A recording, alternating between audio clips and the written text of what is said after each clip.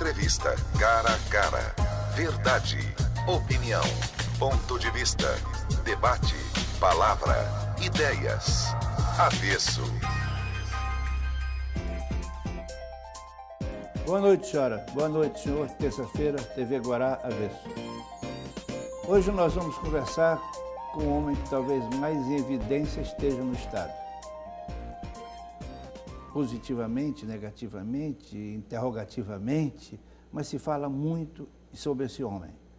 Uns taxam de esperança, outros taxam de não esperança. Nós vamos conversar hoje com o doutor Flávio Dino. Boa noite, doutor. Boa noite, um prazer estar aqui. Quero agradecer a você, Américo, a TV Guará, toda a equipe da TV Guará, e dizer que é um prazer conversar com todos os telespectadores. O senhor já está em campanha? Não, porque legalmente, legalmente não é permitido e politicamente seria indevido. Nós acabamos de sair de uma eleição municipal exitosa, graças a Deus, e é hora de governar bem São Luís, governar bem as cidades em que aliados nossos venceram. Eu desempenho uma função do governo federal por designação da presidenta Dilma como presidente da Embratur. Essas são as minhas tarefas, ajudar os nossos aliados, a fazer com que as boas políticas públicas possam ser implementadas no plano municipal, cumprir a minha tarefa no governo federal e deixarmos a eleição de 2014 para o momento próprio. Quando as alianças serão feitas, nós iremos, se Deus quiser, ter a oportunidade de apresentar um programa de governo e aí debater com a sociedade, com a população, mas seguramente só no ano de 2014. Mas em 2010 o senhor foi candidato, devia ter realmente um plano de governo naquela época. Esse plano seria aplicado agora em 2014, ou umas reformas, umas mexidas, seria o mesmo? Infelizmente, Américo, ele permanece muito atual, porque o quadro social do Maranhão, que é a nossa principal preocupação, continua o mesmo. Recentemente, nós assistimos à divulgação de uma série de indicadores sociais que mostram que a tragédia maranhense se perpetua. Nós assistimos, por exemplo, à divulgação do Enem. Das 10 piores escolas do Brasil, 5 são do Maranhão. Assistimos à divulgação do Indicador de Desenvolvimento Social dos Municípios da Fundação Getúlio Vargas. A nota média do Brasil é 5, que já é uma nota baixa. A do Maranhão é 3,35, a menor do Brasil.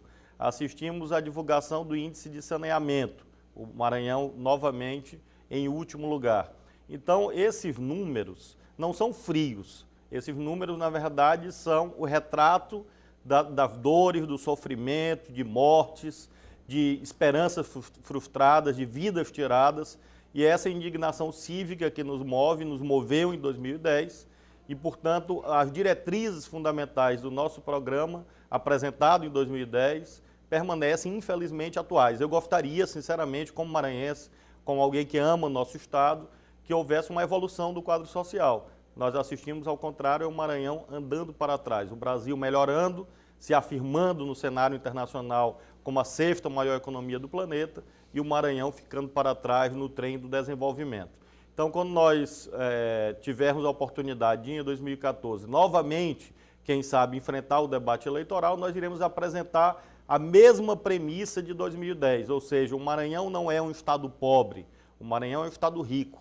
Ocorre que pelo modelo oligárquico que pretende completar 50 anos no poder no nosso estado, por força da corrupção, pela má aplicação do dinheiro público, nós temos essa contradição entre um estado rico com o povo pobre. E o objetivo do nosso programa é fazer naturalmente com que a riqueza socialmente auferida, produzida, possa ser bem aplicada com decência, com honestidade e visando, sobretudo, os setores sociais mais desfavorecidos, evitando a continuidade desse quadro social caótico que nós temos atualmente. Diga uma coisa, a vitória do seu candidato à Prefeitura de São Luís, Edivaldo Holanda Júnior, ela teve como fulcro, como apoio, a palavra mudança.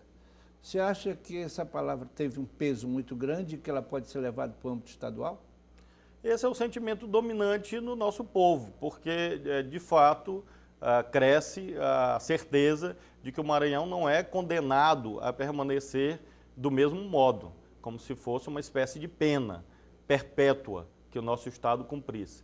E o nosso povo crescentemente clama por mudança, deseja mudança, acredita que a mudança é possível, porque isso é muito importante, não só desejar a mudança, mas acreditar que ela é possível, que ela é factível. Acho que, assim como nessas últimas eleições, também em 2014, a dualidade fundamental, a contradição fundamental vai ser entre aqueles que desejam que o nosso Estado continue mais 4 anos naquilo que está há 50, ou que nós possamos ter um quadro autenticamente novo, renovado, inovador, com uma perspectiva nova. O senhor acha que vai polarizar, é isso? Vai haver mais ou menos um plebiscito, sim ou não, mantém ou não mantém? Esse plebiscito não é determinado pela política, é determinado pela sociedade. Sim, mas você acha que é isso que vai acontecer? Eu não tenho dúvida, porque na verdade, desde 2006 tem sido assim, né? Nós temos essa busca de uma perspectiva diferente nas várias eleições, porque há um cansaço, há um exaurimento desse modelo político que está aí. Veja que o senador Sarney foi eleito em 1965, governador no nosso estado. E está no Congresso Nacional desde 1955, desde, portanto, a imensa maioria dos maranhenses ter nascido. E, durante esse tempo todo, exerceu uma longa hegemonia, um longo domínio do quadro político no nosso estado. E crescentemente, a crítica sendo apresentada a esse modelo, há um exaurimento, portanto, da possibilidade desse modelo político trazer algo de bom para o nosso povo. Por isso, eu acredito, sim, que haverá um plebiscito em 2014. Veja bem, um processo tão longo e está exaurindo tão devagar. Você acredita isso na habilidade de Sarney ou numa sequência de acasos e sortes? Ou seria a habilidade política dele? Eu acho que é a soma de tudo isso, Américo. É difícil a gente identificar uma causa só. Acho que houve fatores nacionais ao longo desse tempo. A própria vitória dele em 1965 foi determinada por um quadro nacional. Se costuma dizer a presidência por um acaso. Se costuma dizer, né, no Maranhão, que os leõezinhos do Palácio não perdem eleição. Perderam em 65, né, mas perderam para o Exército, a Marinha e a Aeronáutica, né, porque houve o golpe militar de 64 e o golpe militar. Os militares desejavam que o então deputado Sarney fosse eleito governador. Então, há fatores nacionais, sem dúvida, há fatores locais, às vezes desacertos no campo da oposição, que acabaram determinando esse quadro. Nós precisamos fazer com que essa eleição seja a última de um ciclo e nós possamos olhar para frente. Nós temos que olhar para o passado criticamente, mas, sobretudo, acima de tudo, olhar para o futuro, com confiança, com esperança e com uma perspectiva autenticamente nova. Não nova na idade, nova na retórica, nova no rosto, mas nova no conteúdo, naquilo que você pretende fazer no nosso Estado, sobretudo invertendo as prioridades, deixar de governar para os ricos, abandonar essa ficção dos grandes projetos que vão salvar o Maranhão, esse modelo falido, que não conduziu a canto nenhum, priorizar de fato a economia real, as cadeias produtivas que geram emprego e renda para os maranhenses, qualificar o nosso povo, acreditar no nosso povo, na nossa gente, investir na produção no nosso Estado, fazer com que os 12, 13 bilhões de reais que o orçamento estadual tem por ano possam ser aplicados com honestidade, eliminar o chamado patrimonialismo, que é essa confusão entre o público e o privado, ou seja, o dinheiro público sendo apropriado para atender interesses particulares. Essa é a novidade que a gente propõe. É essa novidade que tenho certeza, absoluta certeza, que assim como em outros estados foi capaz de gerar um ciclo de prosperidade, gerará também no Maranhão. O senhor acha que não tem transparência a administração pública estadual do Maranhão? Na verdade, não há, um dos indicadores que recentemente foi divulgado mostrava o Maranhão em 77º lugar em transparência, tendo regredido em relação ao último ranking. Ou seja, além de não ter, infelizmente o Maranhão tem caminhado para trás também nesse item. Veja bem, partamos da ideia que o senhor será candidato a governador em 2014. Há no grupo que o senhor se opõe uma teia armada sobre todo o Estado. Uma teia que pode-se discutir a eficiência dela, mas existe. Como é que o senhor se propõe a romper essa teia, essa rede em cima desse Estado? Nós temos que, Américo, confiar na força do nosso povo, porque foi assim em 2010. Em 2010, eu e o governador Jackson Lago tínhamos uma pequena estrutura de campanha, uma ínfima estrutura de campanha, enquanto se movia contra nós praticamente R$1 bilhão. Só de convênios celebrados, convênios puramente eleitoreiros, celebrados no ano da eleição, convênios celebrados no mês das convenções, no dia da convenção da então governadora Rosiana, somando isso, foram 880 milhões de convênios. Convênios de papel, convênios que foram feitos de ocasião, sem um planejamento. Eu não sou contra convênios, eu sou contra convênios eleitoreiros, convênios que não resultam na boa aplicação desses recursos. Então, e se nós somarmos os gastos de campanha deles, nós vamos encontrar R$1 bilhão, contra uma estrutura muito pequena, e nós sabemos, os telespectadores sabem, o senhor, a senhora que nos assistem nesse momento, você sabe que houve uma diferença de apenas 8 centésimos, que é 0,08, que determinou menos de 1/10, portanto, 2.000, 3.000 votos, num universo de 4,5 milhões de votos, que fez com que não houvesse segundo turno. Então, esse é um indicador bastante concreto, bastante plausível, de que nós temos um sentimento que é capaz de romper essa teia. E esse sentimento é coletivo, não é meu, Flávio. Essa é uma tarefa muito grande para ser desempenhada por um indivíduo. Eu sou destituído de qualquer sentimento de messianismo, de salvacionismo, de bonapartismo, de cesarismo, no sentido de que é um indivíduo que heroicamente vai redimir o Maranhão. Eu realmente sou vacinado contra esse desvio derivado de uma indevida vaidade e compreendo, ao contrário, na força do sujeito coletivo na história. Eu acredito no sentimento partilhado, acredito nas utopias construídas coletivamente que são capazes de romper as teias aparentemente invencíveis. Eu acredito que é possível vencê-las e vencê-las de modo duradouro. Diga uma coisa, o senhor é presidente de uma empresa nacional. O senhor é maranhense, apaixonado pelo Maranhão, por São Luís. Como é a ação do presidente da Embratur junto a um Estado que o senhor não acredita tanto na eficiência administrativa? Nós temos, Américo, que distinguir bem a luta política regional das tarefas administrativas de um órgão do governo federal. Em primeiro lugar, nós não podemos favorecer o Estado A, B ou C. Nós temos recursos federais. Sim, claro, que têm que ser partilhados de modo equânime, né? A partir dos projetos técnicos que nos são apresentados.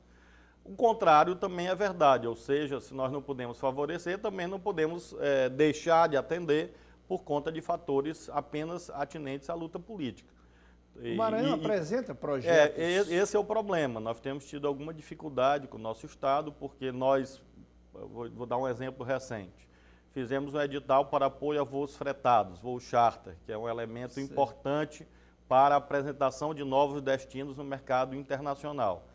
Foram contemplados vários estados do Nordeste, inclusive, e o Maranhão não apresentou projetos.